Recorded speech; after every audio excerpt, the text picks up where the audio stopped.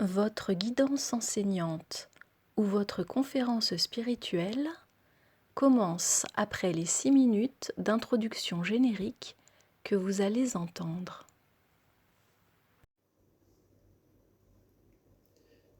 Bienvenue dans le travail psychique fondamental.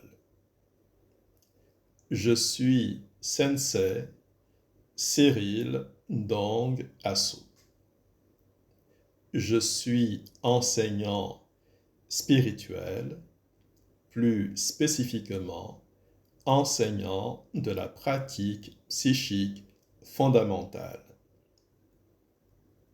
Ceci est soit une guidance enseignante, soit une conférence spirituelle.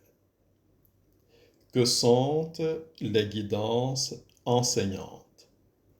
Ce sont des guidances de travail psychique fondamental modulées pour vous permettre de cultiver quelques aspects de votre force d'intelligence psychique ou quelques aspects de votre force de volonté psychique ou quelques aspects de votre force énergétique psychique.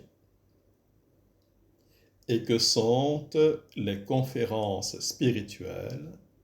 Ce sont des enseignements spirituels explicatifs qui sont conçus pour vous permettre d'approfondir la compréhension de nombre de sujets d'intérêt spirituel direct ou d'intérêt spirituel indirect.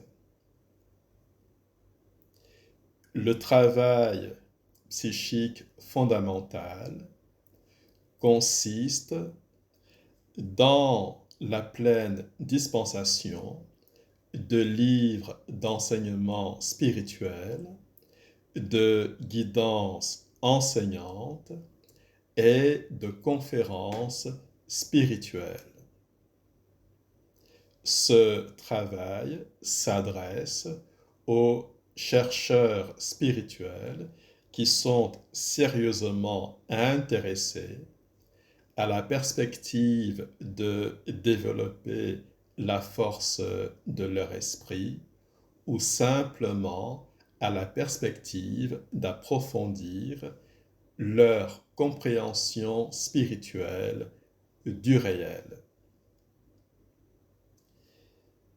La pleine force de ce travail psychique fondamental est dispensée à travers mon site internet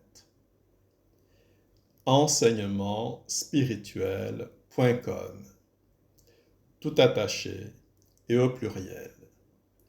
Si vous êtes un chercheur spirituel et si vous vous intéressez sérieusement soit à la perspective de développer la force de votre esprit, soit à la perspective d'approfondir votre compréhension spirituelle du réel, vous êtes les bienvenus sur mon site internet.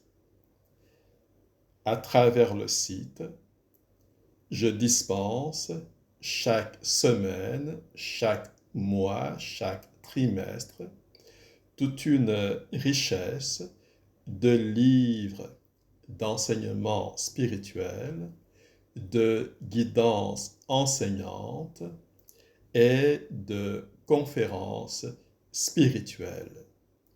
Ce site est véritablement un trésor d'outils de travail et de connaissances spirituelles qui est mis à votre disposition.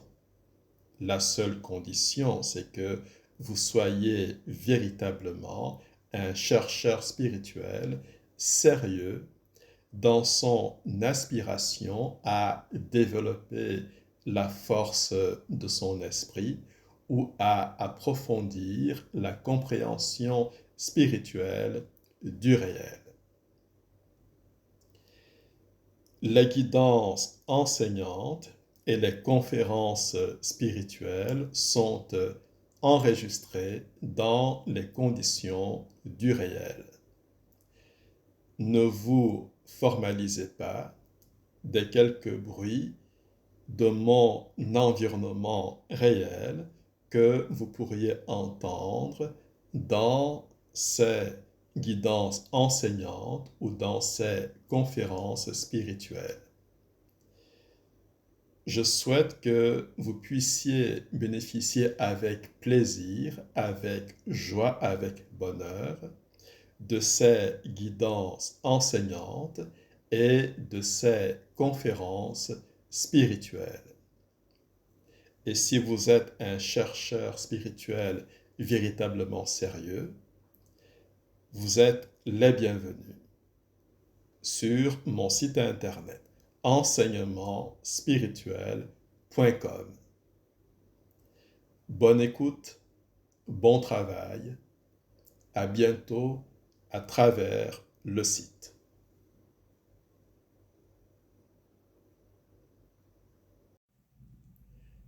Quelle est la vraie nature du bas astral? C'est la question que nous allons examiner dans cette conférence spirituelle. Donc, quelle est la vraie nature du bas astral? Ce que l'on appelle bas astral, c'est l'idée d'un domaine de réalité qui serait rempli de noirceur et de maléfices et qui exercerait une influence néfaste sur l'humanité physique terrestre et sur la dynamique de vie de cette humanité physique terrestre. Le vrai plan astral possède plusieurs niveaux de dimensions. Les dimensions les plus basses du véritable plan astral ne correspondent en rien à l'idée culturelle que les humains terrestres ont de la notion de base astrale. Donc ici, je vais vous demander de faire un effort intellectuel spécifique qui est d'essayer de comprendre que le bas astral, qui serait ce lieu rempli de noirceur et de maléfices, et qui exercerait une influence néfaste sur l'humanité physique terrestre, n'est pas en réalité la dimension normale la plus basse du plan astral. Il s'agit tout à fait d'autre chose. Les dimensions basses du plan astral ne sont pas plus remplies de noirceur et de maléfices que la dimension physique qui elle-même est la plus basse du plan éthérique. Je consacrerai une conférence spirituelle au moins spécifique pour vous donner une description générale de la structure de la réalité. Mais ici, on va surtout s'intéresser à la vraie nature de ce que la pensée culturelle populaire spiritualiste appelle le bas astral, c'est-à-dire nomme mal par l'expression de bas astral.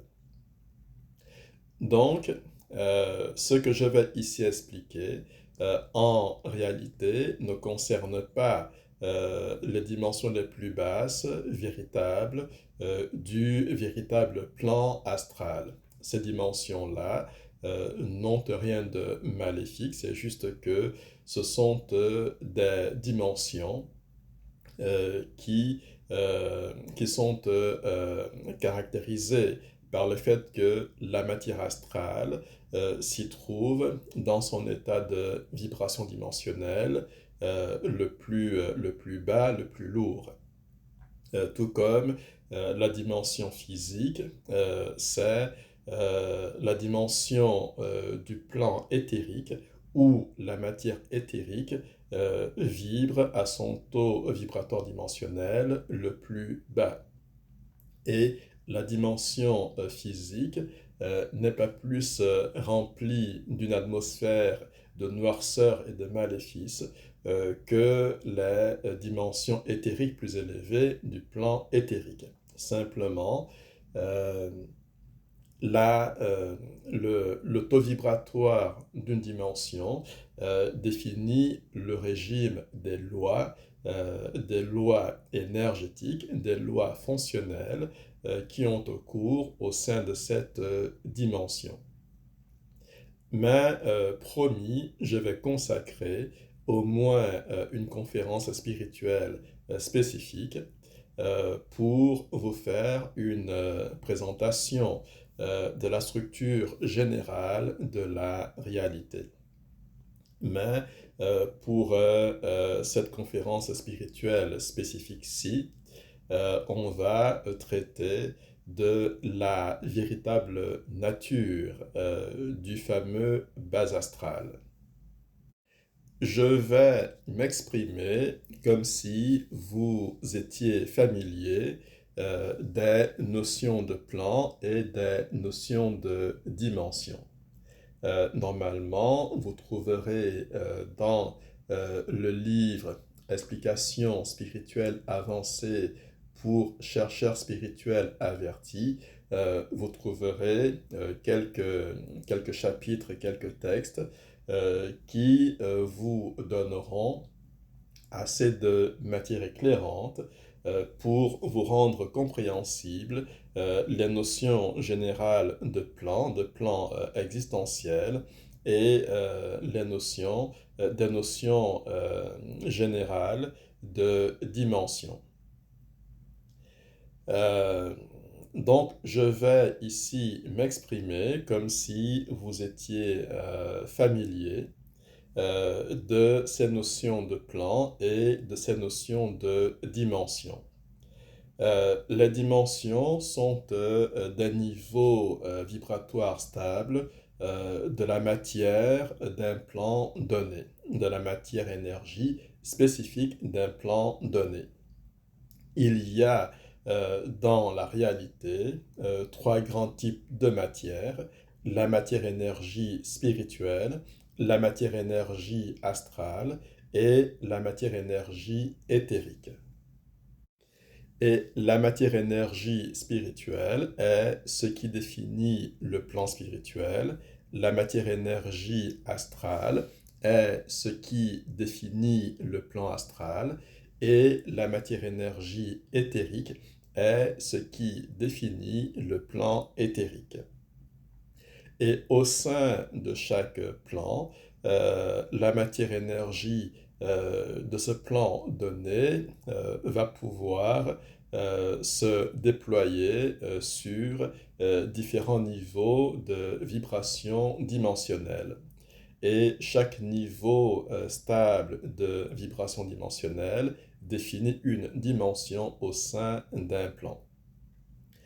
La dimension physique, c'est juste la dimension la plus basse du plan éthérique.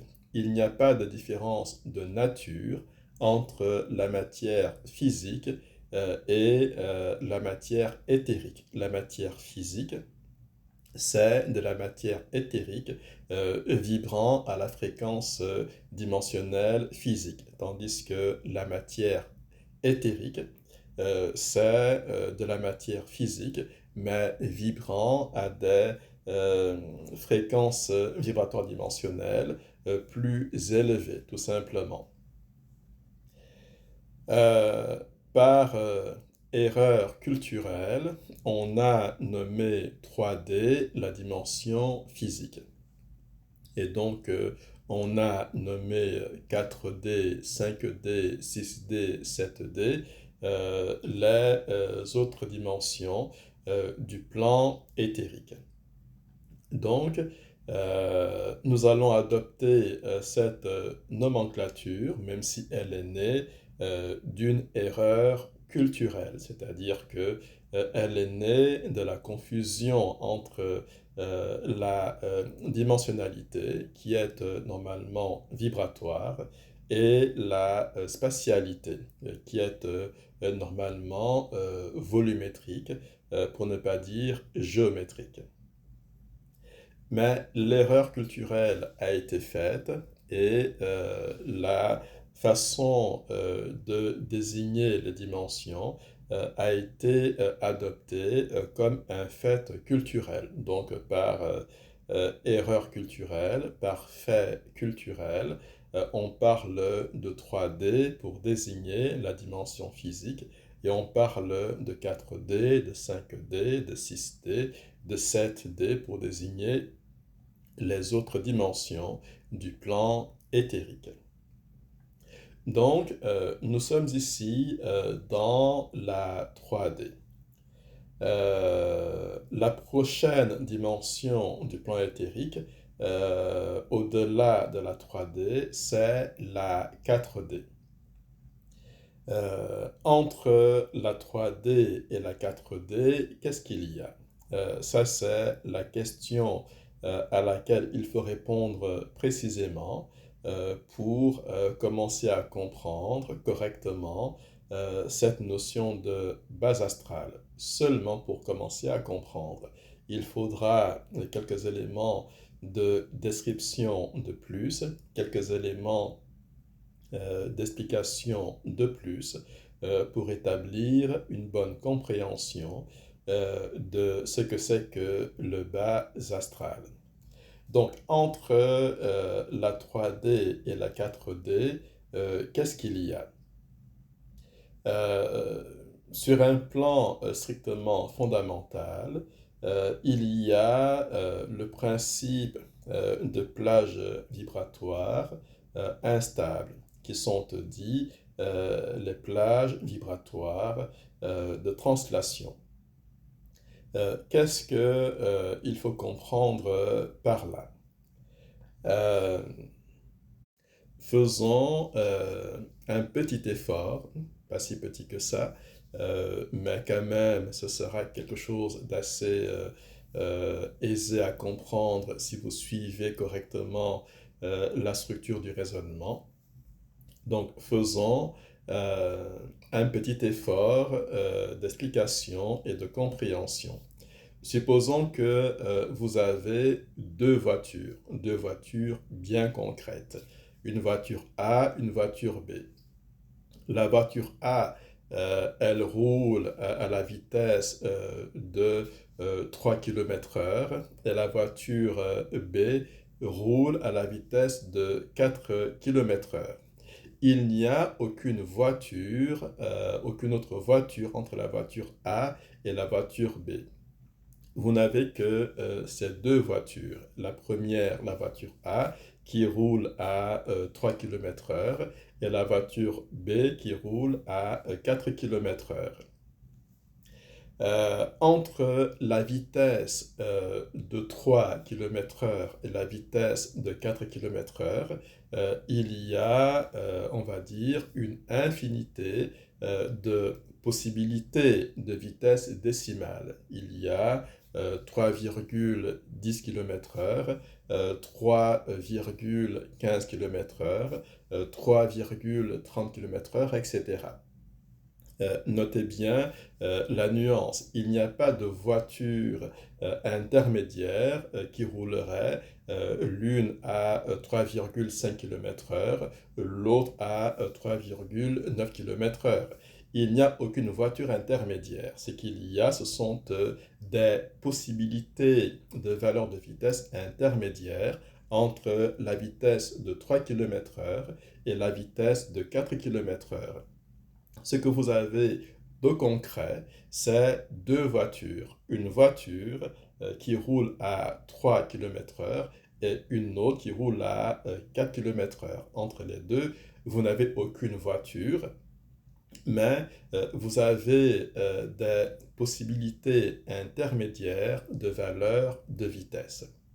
Ce qui fait que si jamais vient une autre voiture, eh bien, si on veut faire moduler la vitesse de cette autre voiture, on peut la moduler quelque part entre 3 km/h et 4 km/h. Dans l'exemple que nous donnons, il y a quelques règles. Une voiture ne peut être stable que si elle roule à une vitesse de valeur entière, donc 3 km/h ou 4 km/h. Si une autre voiture était lancée à une vitesse intermédiaire, elle ne pourrait pas persister indéfiniment dans cette vitesse intermédiaire.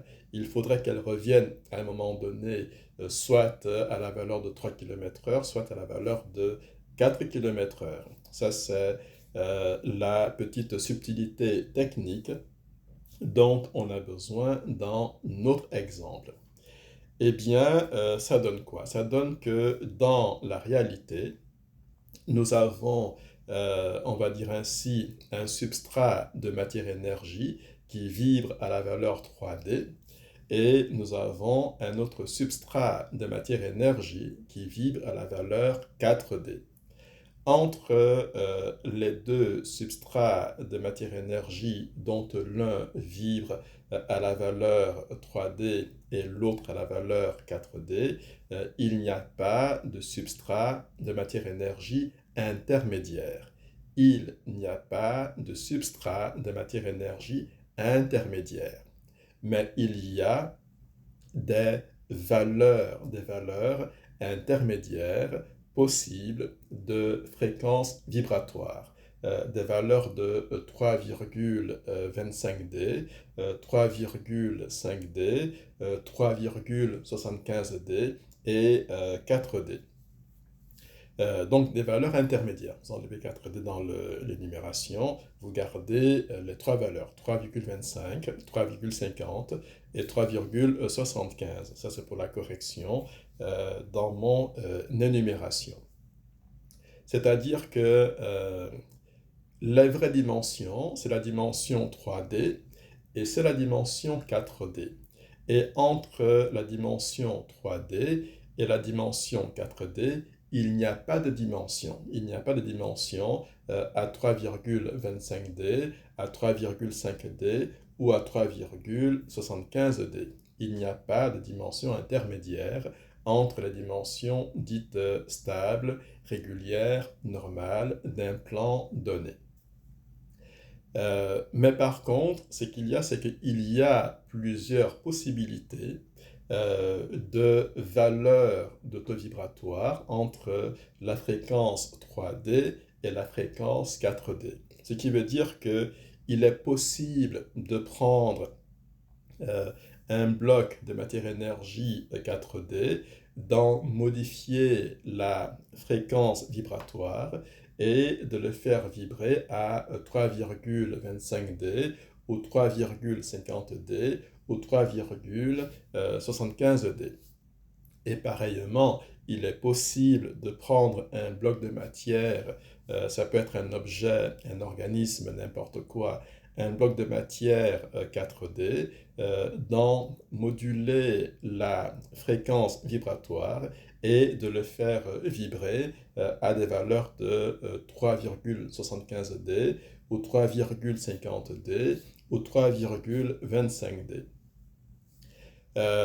Quand vous prenez un bloc de matière, qu'il soit issu de la 3D ou de la 4D, ça peut être un objet, un appareil, une créature, n'importe quel type de chose. Donc, quand vous prenez un bloc de matière issu de la 3D ou issu de la 4D, et que vous le faites vibrer à la valeur 3,25D ou 3,50D, qu'est-ce que vous faites? Vous mettez ce bloc de matière en état de translation, par rapport à la 3D. Parce que si vous prenez un bloc de matière qui vibre, que vous faites vibrer à 3,25D par exemple, ce bloc de matière, il sera impalpable, invisible pour toute personne qui se trouverait en 3D régulière. Mais si ce bloc de matière, c'est une personne, par exemple, ou un animal, par exemple, cette personne qui serait donc en état de translation, elle serait en mesure de voir et d'entendre les choses qui se passent en 3D. Mais elle-même, aucune personne de la 3D ne pourrait ni la voir ni l'entendre, à moins que cette personne de la 3D soit dotée de capacités spéciales de perception dites extrasensorielles. Mais je n'en dirai pas plus sur cet élément de détail.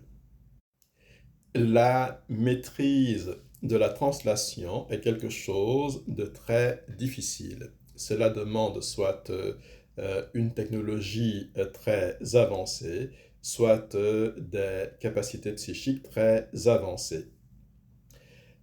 Si vous êtes quelque peu familier de mon enseignement, vous avez sûrement entendu que je disais que les êtres de 4D sont dotés de la capacité plus ou moins naturelle, de se mettre en translation par rapport à la 3D.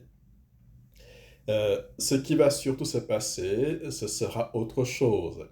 Il y a certes cette capacité des êtres 4D à descendre en translation plus ou moins aisément par rapport à la 3D. Mais en parlant du bas astral, le bas astral dont il est question ici n'est pas composé de l'ensemble des êtres 4D qui se trouveraient en translation par rapport à la 3D. Entre la 3D et la 4D, je l'ai dit et je le maintiens, il n'y a pas véritablement de dimension. Ça n'aurait pas beaucoup de sens de parler de dimension translative, même si ça peut arriver que dans certains contextes d'enseignement, je parle de dimension translative. Si j'en parle, faites la correction vous-même. Une dimension translative n'est pas une dimension au sens rigoureux, au sens normal du terme. C'est quoi une dimension? C'est un substrat de matière-énergie dans lequel l'aspect matière est stable à une fréquence vibratoire dimensionnelle donnée. Il n'y a pas de dimension entre la 3D et la 4D. Il n'y a pas de dimension non plus entre la 4D et la 5D. Entre les dimensions, il y a des valeurs potentielles, on va dire décimales, de fréquences vibratoires. Ce sont des valeurs de fréquence de translation et il est possible par capacité magnétique naturelle ou par capacité psychique développée ou par capacité technologique développée, il est possible de maîtriser la mise en translation de blocs de matière, d'objets, de machines, d'organismes, d'individus, etc. Cependant, bien qu'il n'y ait pas de dimension entre les dimensions stables, et bien qu'il n'y ait pas de dimension entre la 3D et la 4D, il n'y a pas rien non plus. Il y a quelque chose, mais ce quelque chose n'est pas, à proprement parler, une dimension. Qu'est-ce qu'il y a exactement entre la 3D et la 4D? En première approche, on va appeler ça un champ énergétique informel. En première approche, on va appeler ça un champ énergétique informel, c'est-à-dire un champ énergétique ou un ensemble d'immenses champs ou d'immenses nuages énergétiques, mais qui n'a pas de forme spécifique et qui n'a pas de programme de propriété spécifique.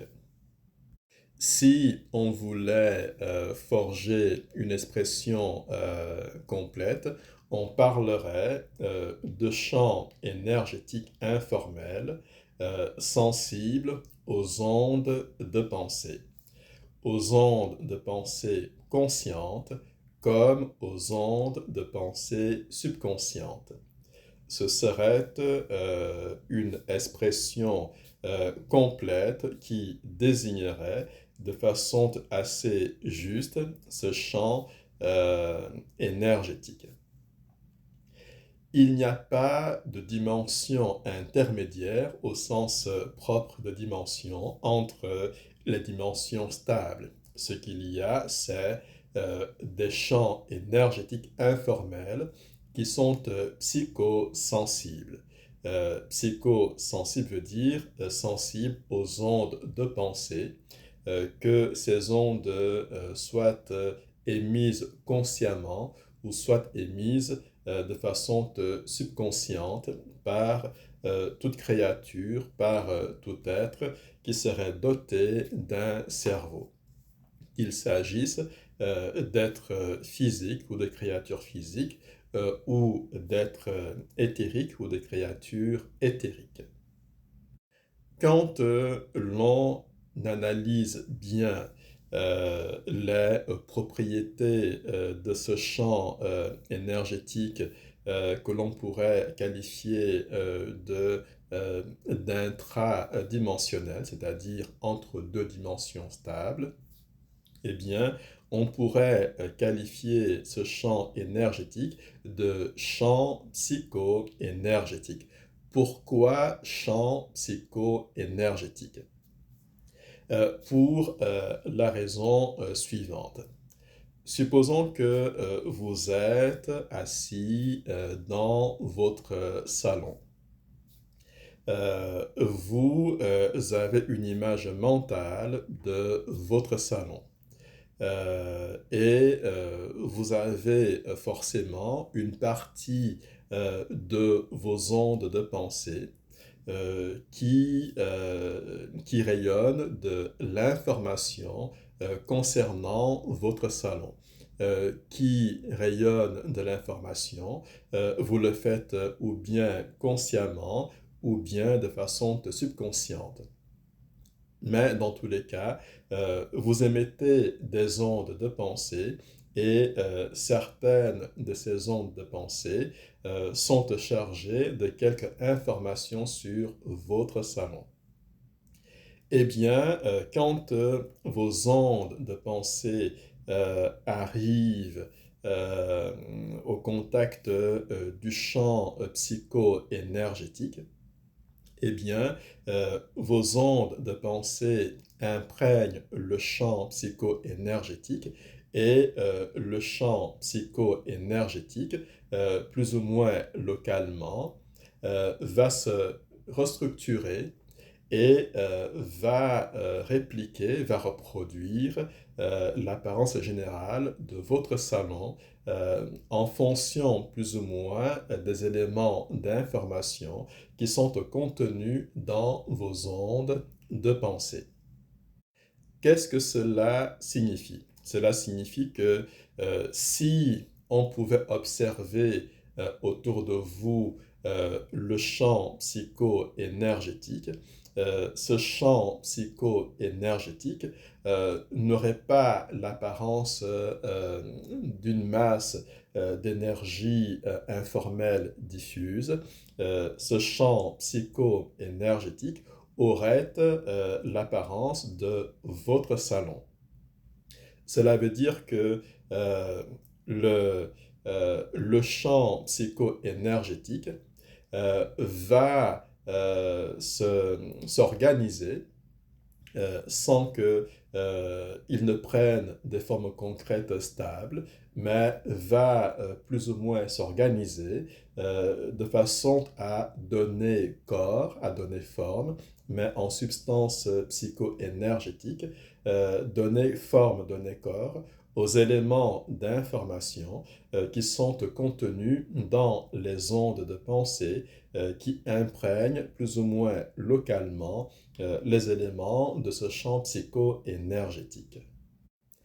Allons un peu plus loin dans l'analyse et dans la description des choses. Vous êtes toujours assis dans votre salon. Et dans votre salon, vous allez jouer à un jeu psychologique un peu spécial. Vous allez imaginer que telle ou telle personne est assise en face de vous dans votre salon. La personne n'est pas vraiment là assise en face de vous, mais c'est vous qui l'imaginez.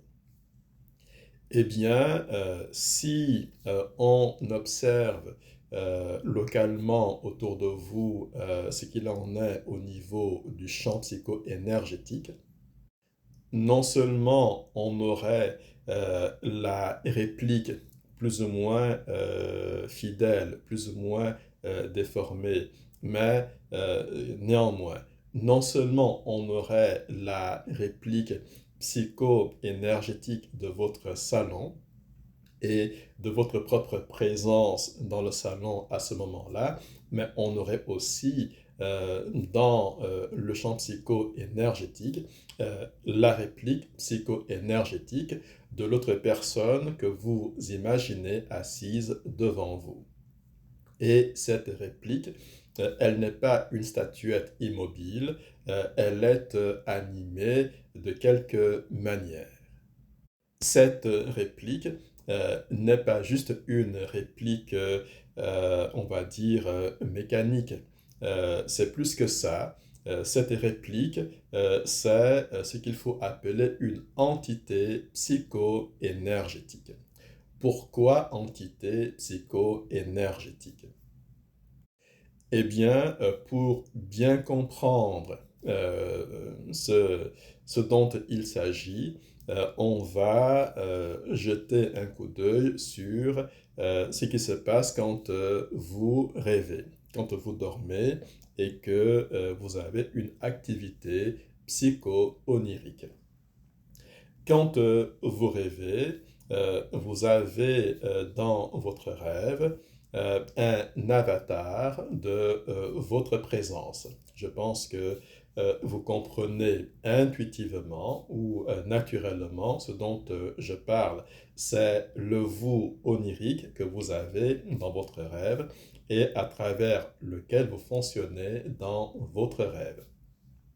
Quand vous rêvez, vous avez ce qui vous semble être un corps, mais ce corps n'est pas votre corps physique, ce corps est un corps constitué de substances psycho-oniriques. Et vous êtes apparemment conscient dans ce corps comme si il s'agissait de votre corps physique. Donc, vous êtes présent dans votre rêve sous la forme de votre avatar psycho-onirique. Dans votre rêve, vous rencontrez des gens vous interagissez avec des gens. Et ces gens semblent avoir leur propre autonomie, leur propre individualité. Et cependant, c'est votre propre subconscient qui fabrique ces entités psycho-oniriques. Ces entités psycho-oniriques semblent dotées d'une sorte de libre arbitre, semblent dotées d'une sorte d'individualité propre, à tel point que vous allez interagir avec ces personnes-là comme si il s'agissait de personnes autres à part entière. Ce sont des entités psycho-oniriques qui présentent euh, un, un simulacre de conscience de soi, mais qui sont en définitive une création de votre propre subconscient. Ce ne sont pas des êtres à part entière, ce ne sont pas des créatures à part entière, au sens où les autres êtres humains sont des êtres à part entière, au sens où les animaux sont des créatures à part entière. Ce ne sont ni des êtres à part entière, ni des créatures à part entière. Ce sont des entités psycho-oniriques qui ont un simulacre de soi-conscience, mais qui sont en définitive une création, pour ne pas dire une projection, de votre propre subconscient. Quand vous êtes en train de rêver, les personnes avec lesquelles vous interagissez dans votre rêve ne vous semblent pas avoir un simple simulacre de soi conscience. Ces personnes vous semblent avoir une conscience propre à part entière. Ce n'est qu'une impression, une impression qui est certes forte, mais qui est fausse. Aussi forte soit-elle, elle reste fausse. Les entités psycho-oniriques de votre rêve ne sont pas des êtres à part entière, ne sont pas des créatures à part entière, ce sont des projections de votre subconscient. Ce sont des entités psycho-oniriques qui n'ont de conscience qu'un simulacre de conscience et qui ne sont animées que de la somme de vos propres projections de pensée, qui ne sont animées que de la somme des informations et des dynamiques de vos propres ondes de pensée. Et de fait, que se passe-t-il quand vous rêvez? Quand vous rêvez, les ondes de pensée émises par votre subconscient informent localement, soit à l'échelle de votre cerveau, soit à plus grande échelle, informent localement le champ psycho-énergétique autour de vous. Ce qui veut dire que l'avatar psycho-onirique que vous avez dans votre rêve et les entités psycho-oniriques que vous rencontrez dans votre rêve, ainsi que les éléments de décor psycho-oniriques dans lesquels vous évoluez dans votre rêve, sont en réalité de la substance du champ psycho-énergétique. C'est-à-dire qu'il n'y a pas de différence entre la substance psycho-onirique qui compose vos rêves, au sens propre, qui les compose en tant que substance.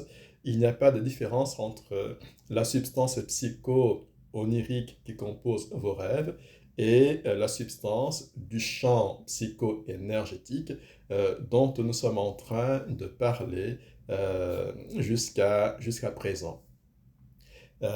Votre rêve, qu'est-ce que c'est? C'est le résultat d'une interaction étroite entre les ondes de pensée émises par votre subconscient et la substance locale autour de votre cerveau ou autour de votre environnement, la substance locale du champ psycho-énergétique. Pourquoi est-ce que vous avez l'impression d'avoir un corps dans votre rêve, dans vos rêves, dans votre rêve? Parce que ce qui se passe, c'est ceci. Votre psyché, entre guillemets, focalise un point d'accroche il faut que je l'explique aussi clairement et aussi simplement que possible. Euh, Votre subconscient, vous êtes toujours un peu présent dans votre subconscient. Votre subconscient, il va commander la création de plusieurs entités psycho-énergétiques. Maintenant qu'on a expliqué que psycho-onirique et psycho-énergétique, c'est la même chose, on peut faire l'impasse sur l'expression de psycho-onirique. Votre subconscient va commander la création, entre autres, d'un certain nombre d'entités psycho-énergétiques. Il va aussi commander la création d'un environnement qui sera toujours constitué de substances psycho-énergétiques. Quand vous rêvez, il n'y a pas que d'autres personnages, il y a aussi des maisons, des rues, du ciel, des nuages, des arbres, etc. Tout ça, c'est de la matière, pardon, de la substance psycho-énergétique. Donc, quand vous rêvez, votre subconscient mobilise ses capacités et va commander la création de différentes entités psycho-énergétiques. Et l'une de ces entités psycho-énergétiques sera affectée à la tâche de vous représenter vous. Donc, il va se nouer, il va se nouer un lien psychique privilégié entre votre avatar psycho-énergétique et vous-même. Donc, vous avez l'expérience d'avoir un corps dans votre rêve qui est en fait une entité psycho-énergétique avec laquelle vous allez nouer une connexion psychique privilégiée. Les autres entités psycho-énergétiques sont complètement gérées par votre subconscient. Mais l'entité avatar qui vous représente, c'est vous-même qui allez le gérer, même si votre conscience pendant le rêve n'est pas une conscience aussi lucide, aussi structurée, aussi claire, aussi capable de rationalité lorsque vous êtes réveillé, lucide, réveillé. Donc, c'est cela qui se passe. Eh bien, quand vous êtes réveillé, vous êtes dans votre salon et vous imaginez quelqu'un assis en face de vous, eh bien, vous créez littéralement une entité psycho-énergétique qui va disposer d'un simulacre de soi-conscience, tout comme ont des simulacres de soi-conscience les entités psycho-oniriques de votre rêve. Mais voici la principale difficulté.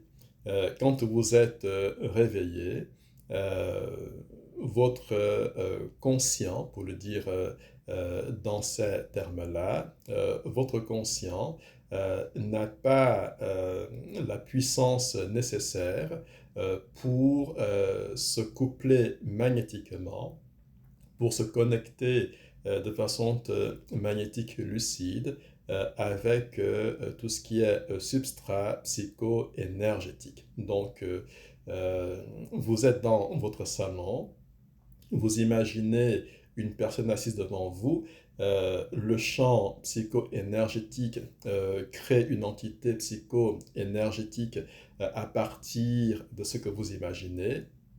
Et cette entité psycho-énergétique va avoir une autonomie de persistance existentielle et un simulacre de soi-conscience autonome et vous n'allez rien percevoir de tout ça.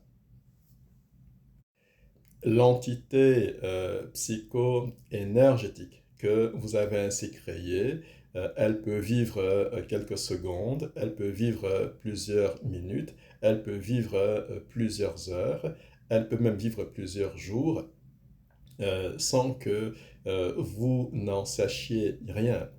Et comme elle est faite de substances purement psycho-énergétiques, et comme elle dispose d'un simulacre de conscience de soi, elle dispose d'un certain degré de capacité d'initiative, d'un certain degré de capacité d'agir à partir de son propre simulacre de conscience, de soi-conscience.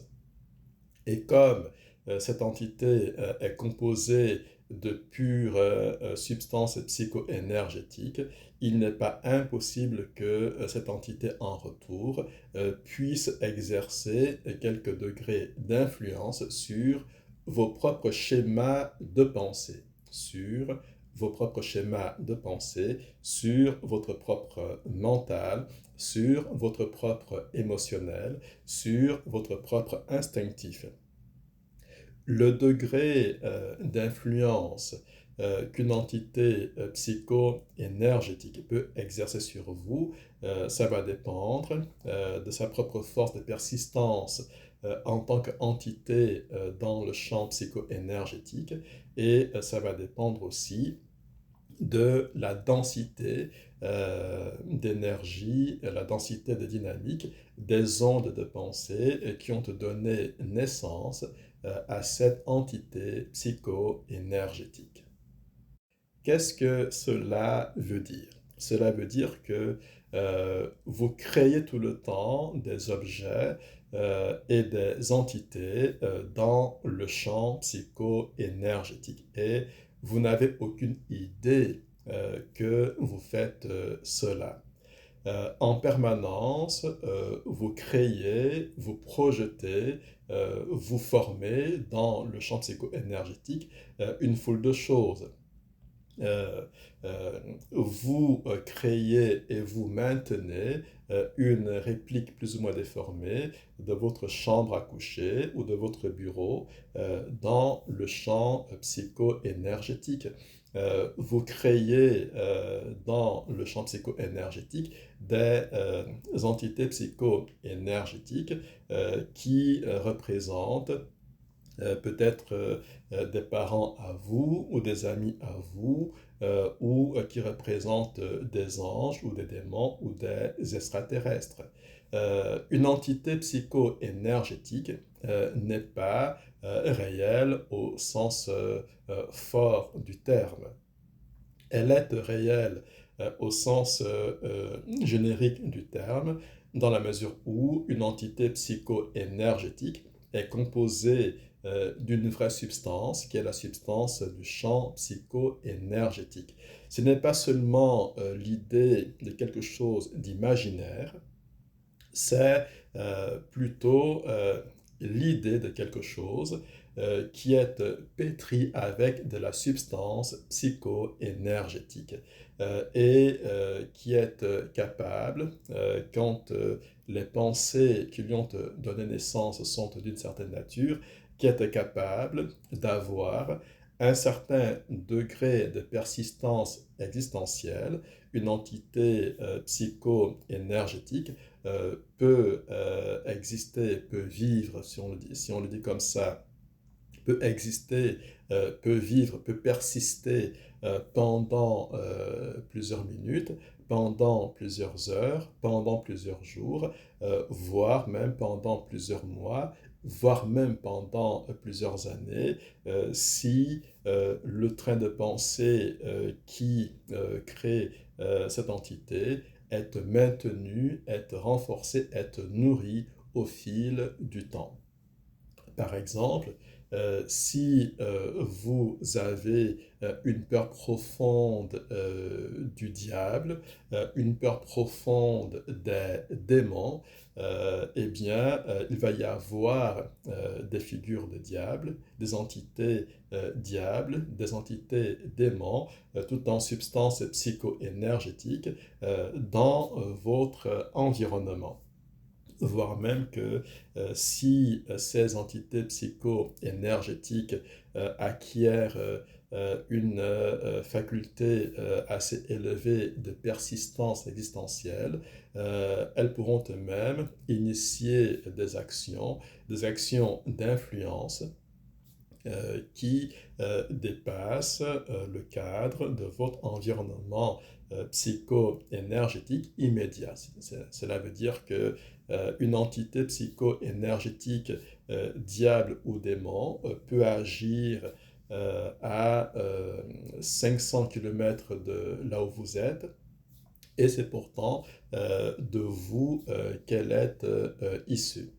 Et je pense que là, vous commencez à comprendre, ou vous avez déjà compris l'essentiel de ce qu'est le bas astral. Les pensées humaines, les pensées chargées d'émotions, les pensées chargées de sentiments, les pensées pas sûr, les pensées chargées de peur, les pensées chargées de colère, les pensées chargées de jalousie, les pensées chargées d'angoisse, les pensées chargées d'animosité, les pensées chargées de tristesse, les pensées chargées d'émotions négatives, de sentiments négatifs, que ne cessent d'émettre les humains physiques terrestres.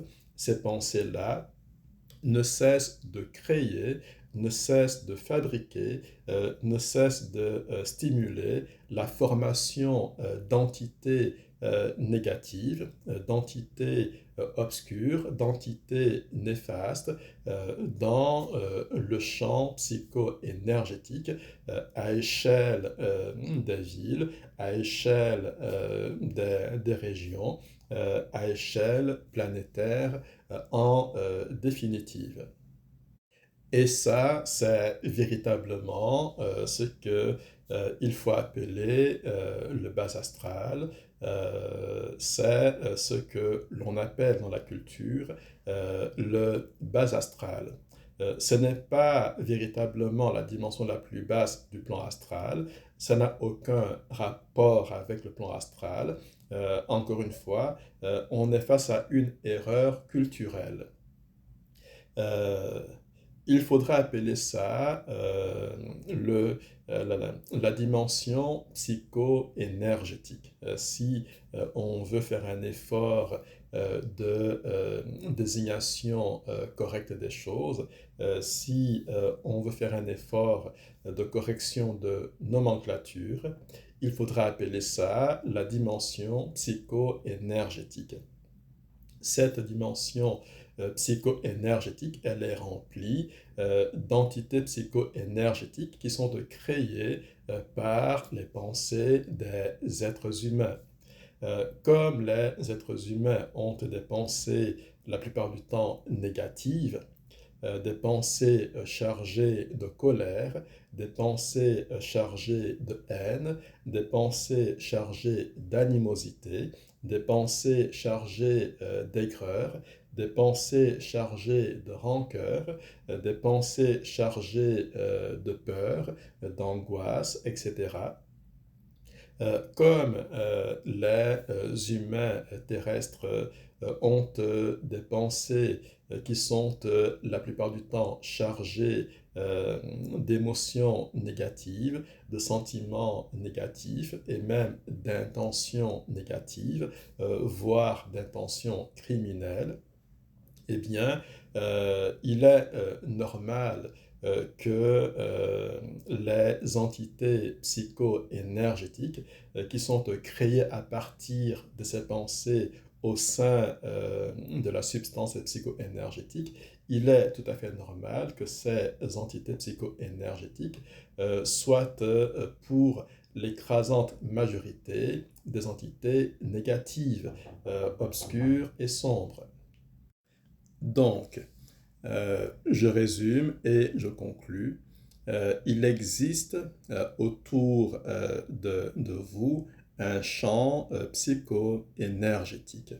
Ce champ psycho-énergétique est rempli d'entités psycho-énergétiques qui ne sont pas plus réelles que les personnages de vos rêves, mais qui sont réelles au sens fondamental où elles sont constituées d'une substance réelle, de la substance psycho-énergétique.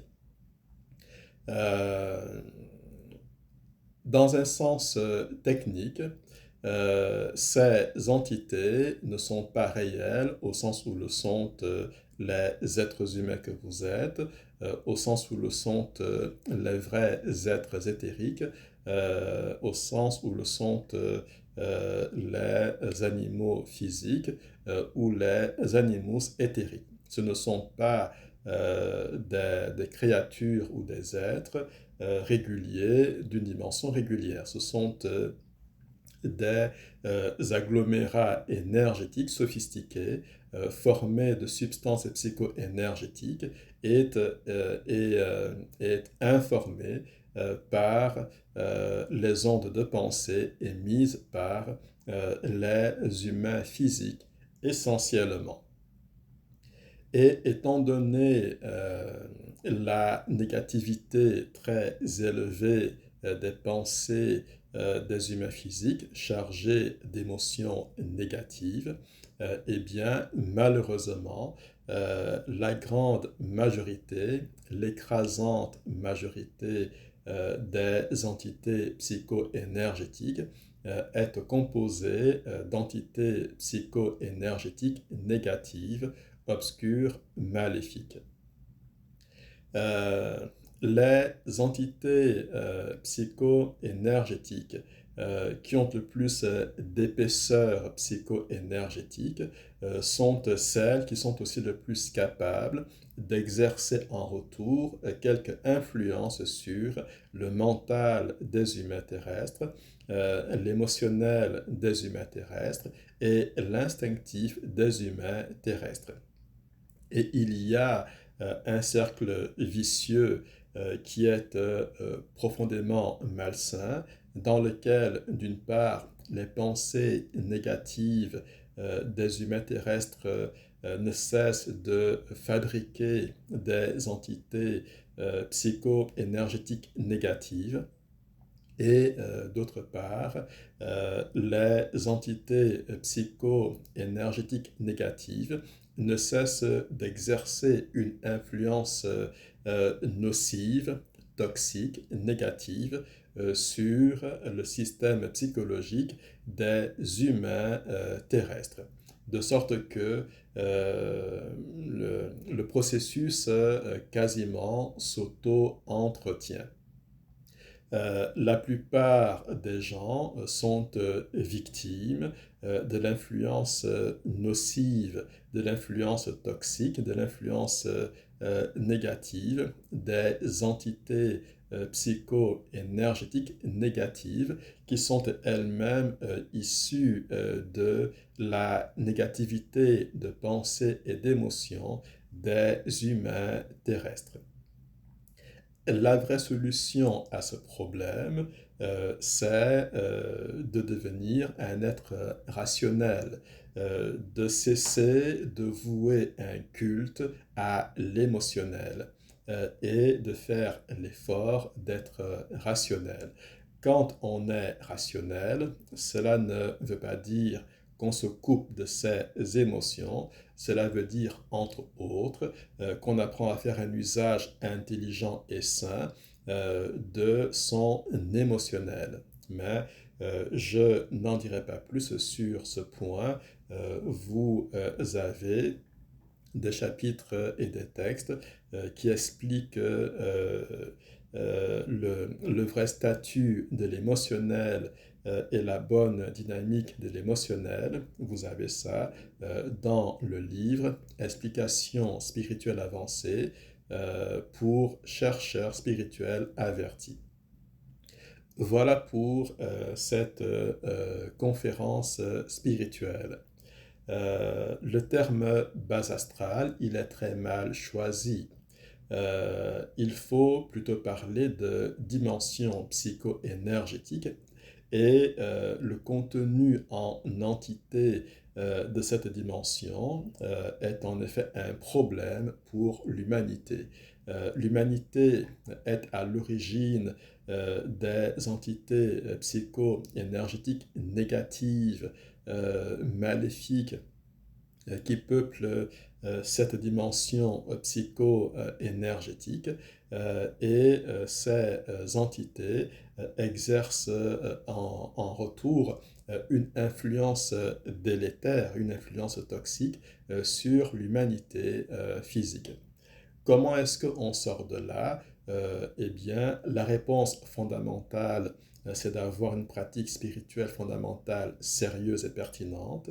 La réponse d'appoint, c'est de faire l'effort de cesser de vouer un culte à son émotionnel et de faire l'effort de vivre une vie guidée par la raison ouverte, pas la raison physicaliste qui réduit tout à la dimension physique, mais la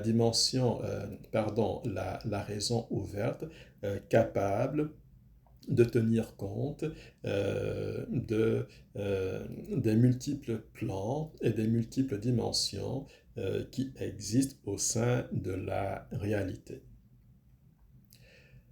Comme d'habitude, si cela vous intéresse de bénéficier de la pleine dispensation de ces conférences spirituelles et des guidances enseignantes et de la publication des livres, eh bien, n'hésitez pas à devenir un visiteur régulier, assidu et enthousiaste, j'espère, de mon site enseignementspirituel.com. Enseignement spirituel, tout attaché et tout au pluriel. À très bientôt.